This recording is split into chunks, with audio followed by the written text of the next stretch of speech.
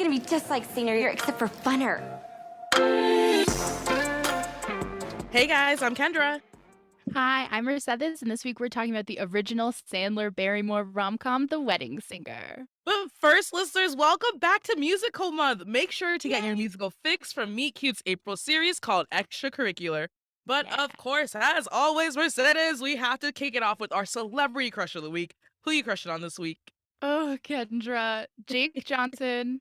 We know him best from New Girl. I am a diehard New Girl stan since the Yes. pilot release. I've been there through it all. I've rewatched it countless times. He plays Nick Miller.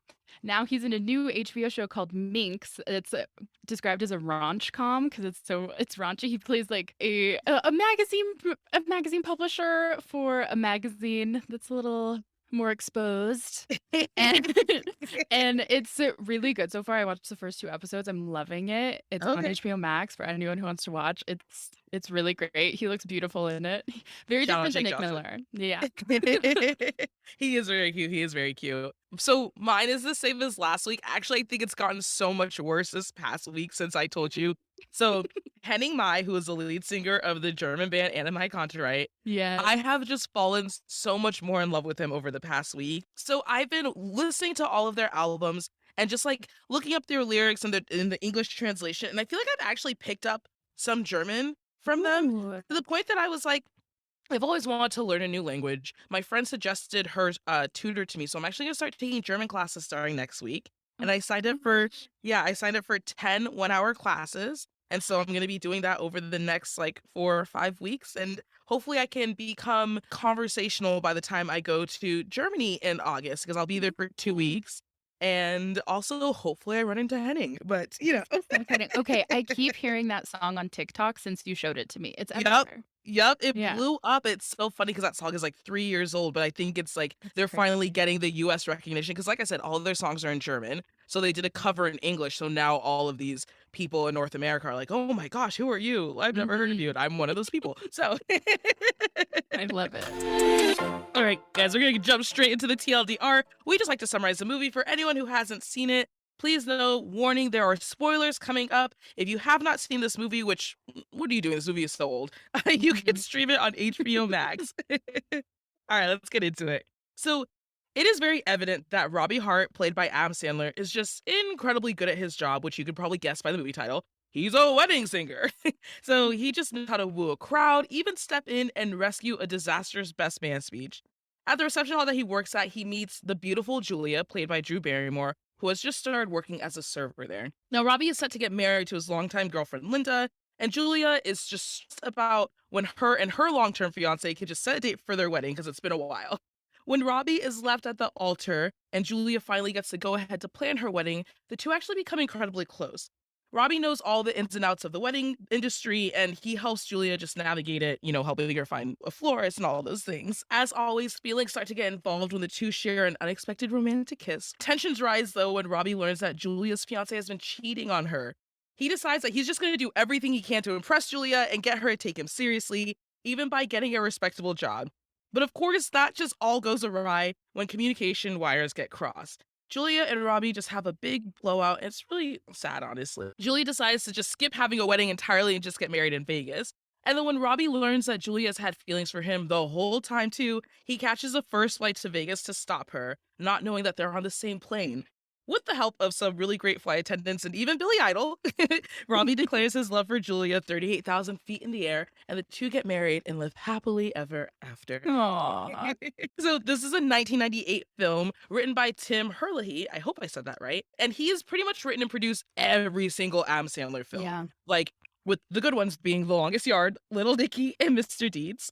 And then this movie was directed by Frank Harachi, who you also know from many Adam Sandler films like Waterboy, Click, and Blended. So it's just a whole team here. And it's so funny too because you see in the movie the people that Adam Sandler collaborates with a lot, like Steve Buscemi is in there.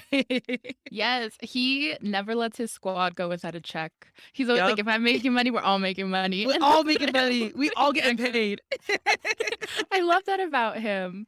Yeah. And also the director, Frank Karachi, and the writer were both college friends at NYU of Sandler. And him and Harley also lived together. They were roommates at NYU. And Aw. he wrote a lot of his SNL sketches. So they've been buddies since the beginning. Oh, really? Okay, so it goes Yeah. all the way back to college. Mhm. Do you have anyone from college that you're like, you know what? We could collaborate and make like a whole business out of what we do together. Do you have anyone like Oh that? yeah. My one of my best friends, Ro, we've always been people have told us multiple times, they're like, there should be a TV show about you guys. We're like, yeah, yeah, yeah. But in our heads, we're like, let's just like we make up stories all the time. So we collab on like a lot of just like stuff. Mhm. We have trouble writing it down. That's our problem. Yeah. Yeah, exactly. It's hard to like get everything down. Something Exactly. something interesting I learned about this movie. So you know Rosie, the old woman who Robbie is giving singing lessons to. So Yeah. Betty White was actually considered for that role, which I thought was really she would have been Oh great. my goodness. Oh yeah. Hilarious. She would have needed way more lines if it was Betty White. Yeah. Way bigger character. Yeah, exactly, exactly. What else you got for me? I love the friendship in this movie. I mean, Drew Barrymore credits Adam Sandler for her success in the late 90s, early 2000s, as even dedicated a chapter in her book to him. I just love that. And it all started with this role. Like she met with him being like, I think we'd be great in a movie together. Mhm. And it just so happens that his writers were writing this. So once they got Drew Barrymore on board, they started tweaking a little bit more so we could get her perspective as well. So it wasn't just Sandler's POV, it was both leads' Mm. perspectives. And I love that because you really get a balance. You get to learn both leads, which is really Yeah. special. Exactly. Like we always talk about rom-coms where like they get together and they don't know each other, but I feel like Mhm. they spent some time together in this one. They do know each other. And that you could tell that Adam Sandler knows himself a lot in this role. He says that he was inspired with Robbie's character, like through his own heartbreak that he had recently had. So he Mhm. took a lot of that sadness into this, which I mean, so many artists do. And Yeah. I Yeah. appreciate them all for it because it just makes them all better. And this role is really what led him to more dramatic roles too, because this is what like Paul Thomas Anderson said of kind of led him into Punch Drunk Love, which led him into Mhm. Spanglish and Uncut Gems. Oof, Uncut And Gems. yeah. Oh Oh my God, I my love, gosh. love, love. I was him for Halloween. Stop. 1 year, yeah. I was him. I love it. Yeah, so if it weren't for like this emotional, sweet role, we wouldn't have some of like his best performances. Honestly, though, like those are some of Adam Sandler's best performances. I mean, Mhm. I love okay, so my favorite movie, and I'm biased by Adam Sandler, is Big Daddy because Oh my, Ketcha, same. yeah, okay, because he is wearing a Syracuse shirt through the entire movie and I think alma mater. I thought about you because then I was watching clips of just like Adam Sandler stuff to prep for our conversation today. And I noticed that now that I know you're like a Syracuse alum, I was like, oh my God, so is he. Every Amazing. single scene for all of our listeners who haven't seen Big Daddy, every single scene Adam Sandler is wearing a Syracuse shirt. He reps us hard. I love it. I love it. I love I it. love it. Do you have anything else for me? Now let's get into time capsule.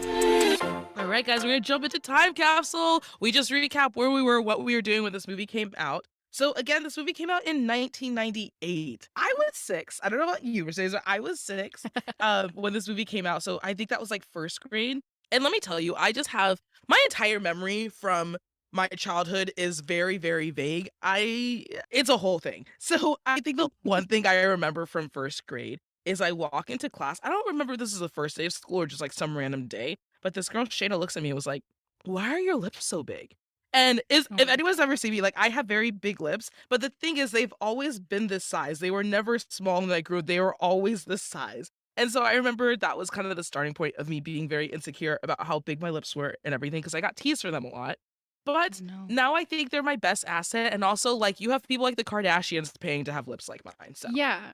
Half the world is paying to have lips like Kendra. And oh my gosh, it's crazy how those tiny little comments stick with you for so long. forever, Yeah. right? Oh Mhm. my gosh, Yeah. it's so crazy. What were you doing? How old were you? Oh my God, I was 2, so I was a baby. I have no memory of this, but I'm from a big Adam Sandler family. I call my dad Catholic Adam Sandler because if you look at young Adam Sandler, you look at young pictures of my dad, they look very similar. Really? And I grew up watching just a ton of Adam Sandler movies with him because my dad's such like a bro, you know? Um, and Big Daddy, like I urge everyone if you haven't seen Big Daddy, watch it and be like, okay, so that's what Mercedes's times with her dad were like. That's like that's who raised Mercedes, okay? A little more high strung than his Mhm. character, but all the activities very similar. Okay. Yeah, so I'm from a big Adam Sandler family. Like I said, I dressed up as Uncut Gems Adam for Halloween. Mhm. And it was like Halloween 2020, so I just stayed in my apartment the whole time. I wasn't going anywhere. And like my brothers, they're big Adam Sandler people. Their favorite movie is like Punch Drunk Love. So we all love it. And yeah, so I don't have memories of like when I first saw it, but I have a lot of Adam Sandler memories. And this is one of my closest friends' favorite movies, Alyssa. So I have to shout her out because every time I watch it, I think of her. I Uh, feel like her name should just be Julia Gulia. She loves it so much.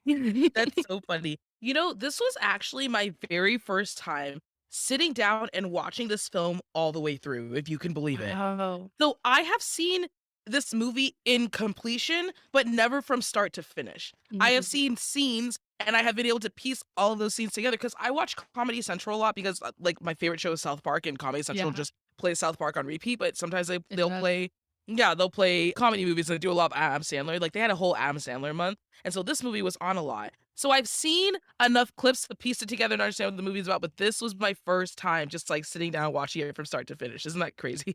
It's such like a TV movie, like on a Saturday afternoon when you're like, let me look what's on cable. Yup. And you select this one exactly. Yeah. Do you remember who you like had? I mean, you were too, so you didn't have a crush on anyone, but Yeah. you remember the first time that you saw this?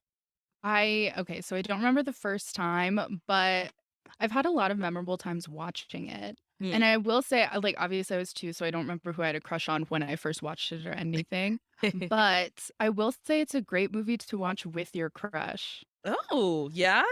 And especially if you're crushing on a guy out there, and because I think guys just really gravitate toward it because they're like, oh, it's an Adam Sandler movie, whatever, and then it ends up being so sweet. So they Are you really speaking like from it. experience, Mercedes? You know, I mean, maybe. Oh, okay. We'll leave that a mystery, listeners. All right, guys, we are going to jump into the Rom-Com Hall of Fame. But Yeah. of course, Mercedes, we got to roast this film because it was 1998. There were some things that did not age well. Mhm. And I'm curious what you think.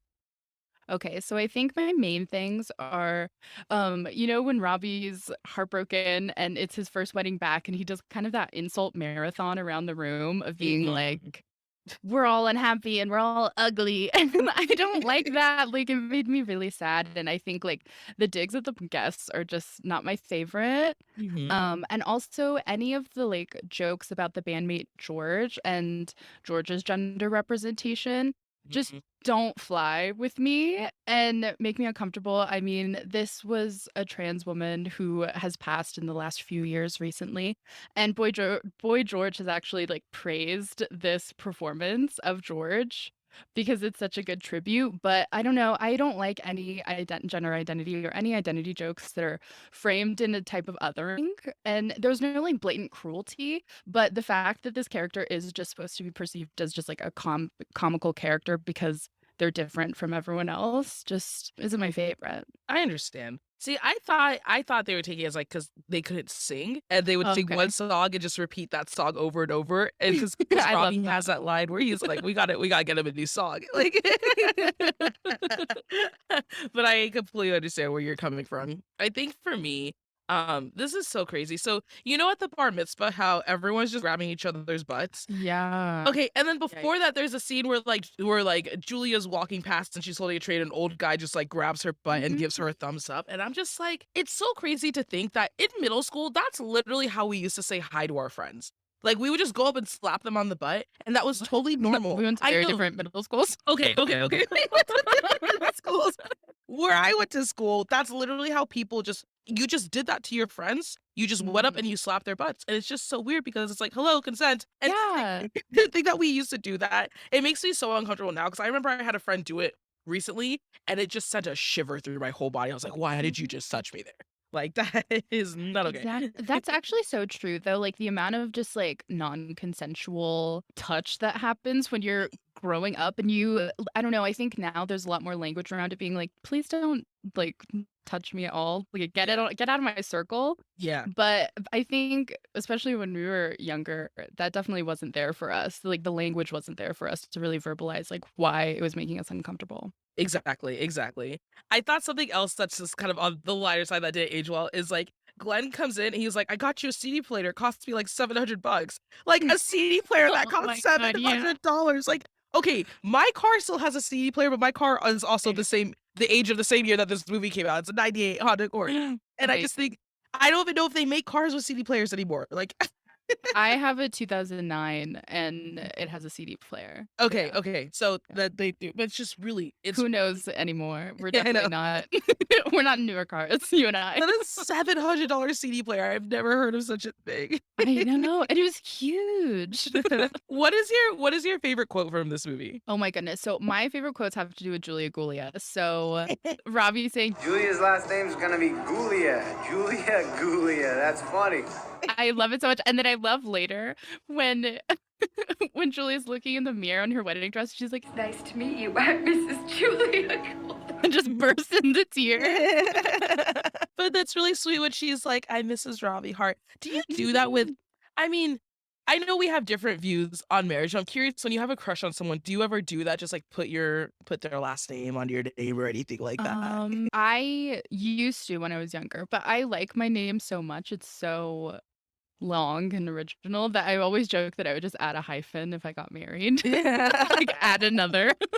See, we are the opposite there. I think the reason I don't like my last name, I think my name goes like Kendra or Karake goes really well together. Yeah. But I always cringe when someone attempts to say my last name. It just, yeah. I've always had bad experiences because I think I've had one person in my life get it right, and it was someone from Ireland, surprisingly. Love that. I mean, Get they have right some of the over- hardest names to pronounce, so Yeah, they do. get So it. I think they're used to it. But like, I think I would just love to have, I would just like to go through the rest of my life with an easy last name because it's been rough out here. Oof, I get you. I mean, I am from the land of no one pronounces my name correctly on the first Yeah. first read. So Yeah. whenever it happens, I'm shocked. I'm like, oh my gosh, thank you. Yeah, exactly. You did that with Demona. She like killed it. Yeah, she said it amazingly. Oh my Yeah. goodness.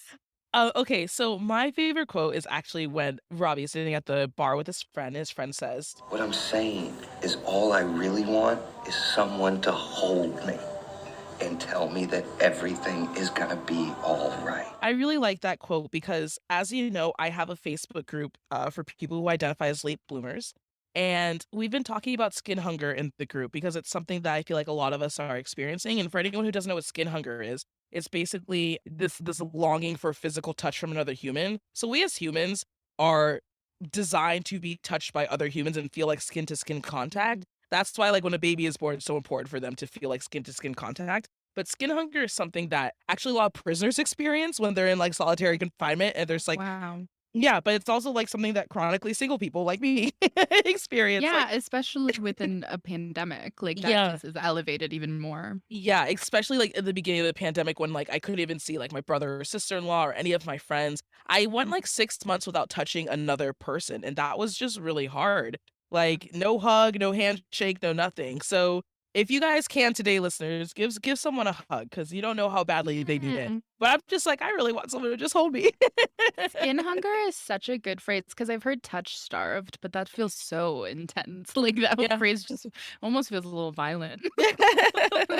But yeah, skin hugger, it's a thing. All right, Mercedes, if this movie popped up on your Tinder feed, would you swipe left or would you swipe right? I'm swiping right all the way. This movie is gentle and it celebrates empathy and compassion in both the leads, and I love that. This and Ever After are my favorite Drew Barrymore movies. Aw. So it's up there for me. And this is one of my favorite Sandler performances. So, of course. And yeah, it's just such a pleasant surprise Mhm. to watch this, especially if you watch with like an anti-Adam Sandler person. Show this to them and they'll get a different side because it's such a character-based story. So you're Mhm. learning, and I mean, I'm learning more and more as we do this podcast that those are the stories I like more across genres and mediums, really, because it just feels so personal, and the closeness, and you get like a different type of closeness with the characters.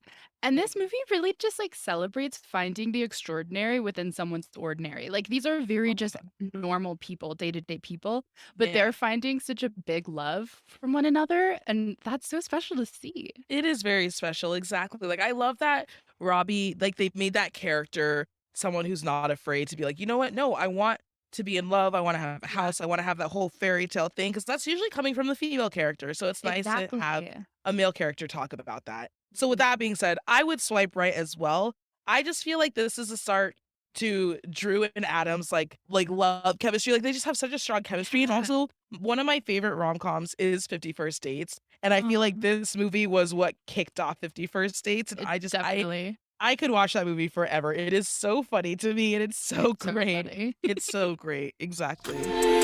All right, guys, we're going to jump straight into couples therapy. Mercedes and I just love to give some dating advice to the couples on how they can improve their relationship. So I feel like I really love how Robbie has just always looked at Julia. I feel like he Mhm. looks at her with such admiration and respect. And I just hope going into their marriage, they can uphold those values. I read somewhere to just never judge a guy based on the first date because they're trying really, really hard on that first date. Like, I think like third or fourth date, if you make it that far, is like a good place to kind of actually understand a guy's intentions and demeanors and all that Mhm. things. And honestly, I wish I had read that before I dated my ex because he gave up trying to impress me real quick. Like literally after the Oh, first date, God. it was like, okay, I'm not putting in any effort ever again. And I remember talking to him about it, and he was just like, no, I'm okay. I wish I hadn't been okay with that. First dates are nerve-wracking. They are, but they're Yeah. also super fun because getting to know somebody new is so exciting and asking Oh my them a bunch of questions. You say fun, I say nauseating. Like I remember my very first date that I went on was like a little bit after I moved out here back in 2014. I had to take a shot before it was in the middle of the day. It was like a noon lunch, and I had to take a shot because I was so nervous. I hadn't been on a date since my sophomore year of college. So I was just so nervous. I mean, I've definitely been the same, taking a shot before. Like sometimes you just need it. Yeah, You know what I mean? exactly. So what okay, I just feel like too, I hope that they learn how to communicate better because a lot of this movie was just like things that were left unsaid and wires crossed and thinking something was happening when it wasn't. And so I just hope and a lot of that was circumstantial, but I do really hope that they improve on their communication and being very direct and saying exactly how they feel and what they mean. Yeah, I mean, I totally agree with you. I think my advice for them is really just continuing that path of mutual support and care. These are two really caring people. And what I love so much about Robbie and Julia is right when we meet them, they're already laughing together. Like their Yeah. first chat by the dumpster, they're laughing. And it's not comedy for the audience, it's comedy for each other. Like, Mm, we get our laughs through, like, how goofy the '80s scene is, you know, and, like, through the typical Sandler, like, shouting out of nowhere, you know? But their conversation, they're making each other laugh, which I think it really emphasizes that there's a lot of joy within their chemistry. And it also shows their ability to listen to each other, yeah. because to really laugh at what someone's saying, you're listening. Mhm. And yeah, like, they're both rooted in kindness, and I think that just elevates as their bond grows. And something I love about them is that Julia also doesn't need to teach Robbie anything. Like he's not like the boy man we see in a lot of movies that's like heartbroken, but also just like needs to learn how to like be an adult. Like he is an adult and he knows what he wants, but she's helping him like get back to who he was before his heartbreak. And that's so refreshing to see. So I think Yeah. my advice is just like continuing to like grow old together, like the song he wrote for her, Ugh, so and just sweet. yeah, maintain all their like really earnest and endearing qualities. Their relationship is rooted in friendship, and I just hope that builds and builds. Absolutely. And I think there's something really interesting that you said about how Julie didn't have to teach Robbie anything. And I think it's because they give each other what they need in terms of love language. Mhm. So I feel like Robbie gives words of affirmation, which makes sense because he's a singer, Yeah. but he's really good at writing his feelings down, as you could tell from that ending song of like, I want to grow old with you. Like, that is one of the sweetest songs Yeah. ever. And I feel like he needs acts of service. And I think what hurt him about Linda, his ex, was obviously her not showing up. but also just Yeah. like that's what he needs. He needs someone who will just show up and be honest about their feelings for him because he has never been dishonest or hid the fact that he wants that kind of fairy tale love, you know? Yeah. So I Mhm. feel like that's his. And then with Julia, I feel like she gives quality time, which is part of what Robbie needs as well. And they got close by just going to different venues together and just talking all the time. But she needs words of affirmation because I say this a lot with the rom coms that we've done in the past, where it is, but I just feel like we watch a lot of rom coms where the main female character just needs someone to stick to their word and do what they say they're going to do. And I feel like that's the same with Julia, right? Like she gets engaged to Glenn and she's like, okay, so are we getting married? Can we set a date? Can we do like she's asking all these questions? It's like, I need you to stick to your word. I need you to make a decision and stick to your word and do what you say you're going to do. And Robbie is definitely that person for her. So I do think they're Definitely. meant to He's be. very reliable. Mhm. Yeah. I kind of had it switched like backwards for both of those. So Okay. it's interesting. I love our viewpoints. They know. So yeah, so I said Robbie needs words of affirmation and quality time because I think he needs a lot of reassurance after this heartbreak. And Yeah. both Robbie and Julia had this goal of like being married and in love. And I think they were really forcing this, whoever they were with at the time, like forcing that love to carry through that person, even if that wasn't really the person that they were best suited for. I think he gives acts of service because I don't know, we see him through the whole thing. He's performing at these weddings, he's giving free lessons for meatballs. Like that is so adorable. That's He's very helping sweet. plan Julia's wedding. Mhm. And something you mentioned before is just like how he loves these typical wedding hobby. Like all his hobbies are really like geared toward love and romance and weddings. And that's really Yeah. the antithesis of like Glenn's toxic masculinity, which I really love. And it's so refreshing to see in a leading man, especially I think Mhm. in the 90s too. I think we're probably seeing it a little more now in the more contemporary rom-coms. Mhm. But a couple decades ago, I feel like that was still pretty rare to see a really like soft guy. Yeah, exactly. I mean, you always get like those super macho. I mean, that's why you had kind of the same guys playing leads like Matthew McConaughey. Yeah. Mhm. All these And other- also, good to know, we've talked about this before, the nice guy thing. Robbie never describes himself as the nice guy. He just Exactly. is kind and is genuine. He doesn't need to hide behind this nice facade because Yeah, it means nothing. His actions say it all. And I think exactly. Julia gives words of affirmation and needs quality time. We Mhm. see her open up and get more comfortable with Robbie through their time together. And really, through quality time, she realizes the qualities she loves about him that are actually priorities to her that she realizes that she needs in a relationship. And 100%. she has this ability to make even like the saddest version of Robbie smile. And I think that's just so special. That's important. Like she cares about him even at his lowest, you Mhm. know? Exactly. That's really hard for some people to do, right? Mhm. I think it can be hard for people to hold space for others when they don't know what it is that they. But even Definitely. just like showing up and being there, even when you don't know what that person needs, that is like most of the battle. And that is so Right. appreciated. And I hope anyone who ever shows up for people not knowing exactly what they need, but they're like, hey, I'm here if you need anything. You are a real one. Mhm. So with that being said, Mercedes, do you think this couple lasts in 5 years? Yes. They're so wholesome and so precious. Mhm. And they're supportive and enjoy each other's company and make each other laugh, which are like the basis, I think, the foundation of a really strong relationship. And I appreciate that neither of them are cynics either, which I think you probably appreciate too. Oh Like, we're not yeah. seeing cynical love here, and we're not seeing anybody really fight this love. Mm, So I think since they both love love, and this is a story about two people who really just like want a long term relationship and they finally found the qualities that they need mm. and rightfully deserve. Yeah, I think they're totally together. Ditto. You took the words right out of my mouth, as always, Mercedes. I think these two are made for one another. So I definitely see them lasting until they grow old. It'll be very sweet. All right, guys, it's time for Heartthrob.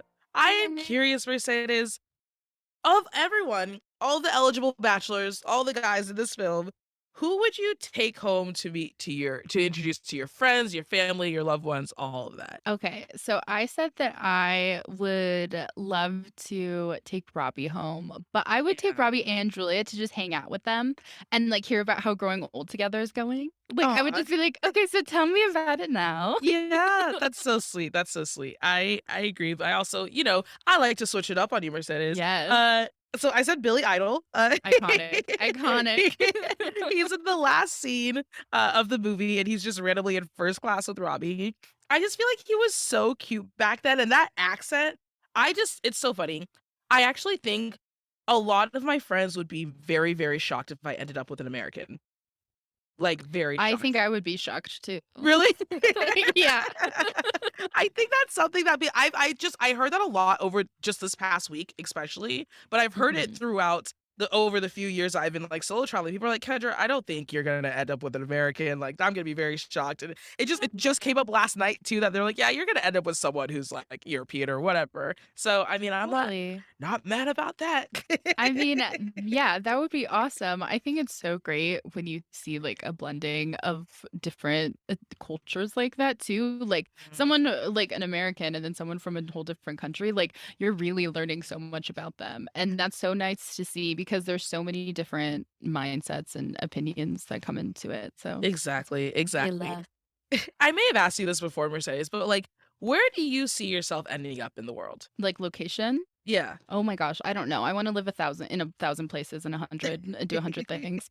That's one thing I'm always like, I should run away. Like, and no matter where I am, and also I'm a fully grown adult, I can just go somewhere. And no matter where I am in the world, I'm always like, maybe I should just run away today. Yeah. Like that's how I am. So I mean, I always have trouble with that question because I'm just like, I don't know. I want to be everywhere. Yeah, absolutely. It's funny. I feel like this year I'm hitting the countries that I feel like I could potentially see myself living in. So like I went to Ireland back in January, early February, and then I'm heading to Denmark again in a few weeks. And then I'm I gonna love do Denmark.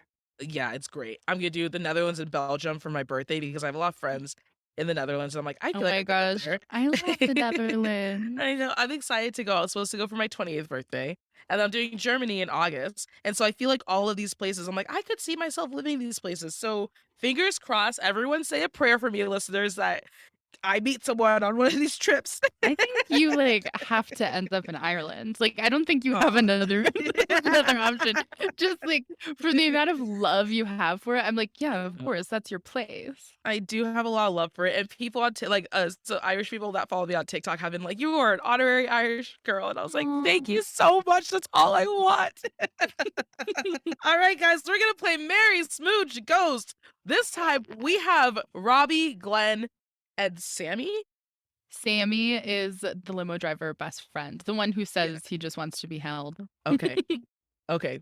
Who would you marry? Who would you swooch? And who would you ghost? Oh my goodness. Okay. I think I'm gonna marry Robbie. I think I would smooch Glenn. He's not bad looking. He's such a But DICK. he's such a dick, but I mean, it's just a kiss. So, That's true. like, there's nothing riding on it. And I would go Sammy just because he weirds me out. Oh, really? Okay. See, I'm gonna switch it. So I would marry Robbie, obviously, hopeless Yeah. romantic, just like me. I would smooch Sammy because I think, like, I also just remember his character in Big Daddy, and like I said, one of my favorite Adam Sandler movies. Iconic. Yeah. Iconic. And then I would ghost Glenn because honestly, being an F boy is not cute. It is not. I'm not even cute enough to kiss for me. I'm like, nope, not attracted to you at all whatsoever. Okay, I do want to switch Sammy out with Billy Idol though. So we were playing Mary Switch goes with Robbie, Glenn, and Billy Idol. Who would you? I think I might marry Billy Idol. That'd be Yeah, fun. yeah. And then I smooch Robbie, and then I'd ghost Glenn. Billy Idol has never been married. Fun fact. So, My maybe you could change his mind. You know, he might be a little out of my age range, but just a tad. He is 66. Yes, he is 66. So you are right. Like, yeah, I think I would. Okay, so I'd still marry Robbie. I would smooch Billy Idol, and I would ghost Glenn. All right, guys. Before we wrap it up, we always love to just bring in a pop culture moment. And Mercedes is your pop culture girl. She has all of the facts for you. So tell me what you got. Yeah, so this is actually a bit random, but in recent years, there's been the resurgence of the mullet. I think Ah, since the pandemic started and a lot of men started growing their hair out, you'll see them a lot. I know, like when I was living in New York, I saw them a lot, and I was like, oh goodness. And I noticed that the bassist from 5 Seconds of Summer, Callum Hood, currently has the same exact haircut as Robbie. Which is so funny because in this movie, like they're really making fun of like the kitschy 80s setting. Like it's so elevated and it's Mm, used as like a comic relief. All of their costumes are just so gaudy and like even like the hair, everything. Besides Julia, she's very toned down. yeah, she But is. yeah, like so it's so funny that we can see this cringy trend from the past resurface into something like cool and edgy again. And Yeah. I don't know, I just love the trend cycle. I love when stuff like that happens and it's a little jarring to people. I will say Julia's sister, all of her outfits, I live for them. So Mm, people, you know how you always get that prompt of like, if you could go back in time, what time period would you go to? As a black person, there aren't a lot of time periods I could pick, but I always pick for the real. 80s. Like, I'd love to be a teenager in the 80s because I would have Molly Ringwald on my wall. I say this all the time. Rob Lowe would be Yeah. my heartthrob, and just those outfits are everything. So Oh, Julia's sister's Rafa. outfits are iconic in here. Also, their house, their pink and purple house, that's my Yeah. dream. That's my dream. Yup. Like, catch me in that house in like 10 years. I'm being honest. Also, Linda, Robbie's ex, if any Real Housewives of Salt Lake City fans are out there, she looks like she could be like a young Meredith Marks. Huh. And Kendra doesn't know who I'm talking about, I don't know. but that's okay. They do look weirdly similar. Interesting. So, okay, do you remember the kid at the bar mitzvah who got rejected by that girl and he was like sitting down all Yeah. sad and then Julia dances with him later? So, that kid is the same actor who played Bruce Bogtrotter in Matilda. And He's the cake boy. the cake boy. So his name is Jimmy Cars, and I looked him up. He is so freaking cute now. I was not really? expecting that. Yeah. Oh my He's gosh, I like have to Google him after this. yeah. Google him. So he like I don't know if he's currently a medical student or he was a medical student. He does medicine now, so like Nice. he's smart. And he still has all of those freckles. And I'm kind of a sucker for freckles. I really am. I think they're so adorable. They're so And cool. I've never yeah. had freckles. I've always been so jealous. I wouldn't want them. I think I'd look weird. But I admire them on other people. But he still has all those freckles and he's very cute. So Jimmy Cars, if you are listening to this, feel free to slide into my DMs. Okay, I looked him up. You know, um, Not impressed. go for it, Kendra. He just looks so different from what He definitely leveled up, I will say that. But also, he was a child here, so any child's goofy. Yeah. Also, if you're anything like me and obsessed with the "Grow Old with You" song, it's definitely one of my favorite original songs in a movie that's not like not a traditional musical, but a music movie. It's definitely one of my favorite originals, and it's on Spotify. And also, this recording of it on Spotify features Billy Idol's "Intercom" moment. So at the beginning, it starts with that. And I have it on my 13+ hour love song playlist. It's called Twirl With Me on Aw. Spotify. And I love it so much. So it's definitely on there. Wait, okay.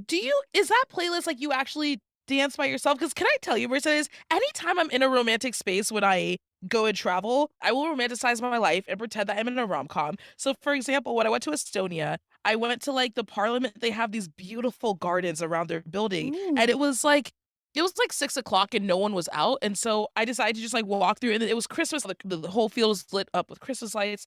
And I just started dancing by myself and it was really cute. And I'm like, does anyone else do that? I call it twirl with me because I think twirl is like the loveliest verb. I think it's just so pretty. It So yeah, so it's just a bunch of love songs and I listen to it all the time. Basically like a rom-com playlist. I love that. Well, listeners, you have to tell us, do you have a rom-com playlist? Have you seen The Wedding Singer? Who's your favorite character? Make sure to slide into our DMs at MeCute. As always, I'm Kendra. You can find me on Instagram and TikTok at Ken10Hollywood. Yes, and I've been Mercedes. You can find me at MercedesGV11 on Twitter, IG, and TikTok. And if you're looking for new rom-coms, follow Meet Cute wherever you listen to podcasts and follow Meet Cute on socials everywhere. Bye, everyone. We'll see you next week.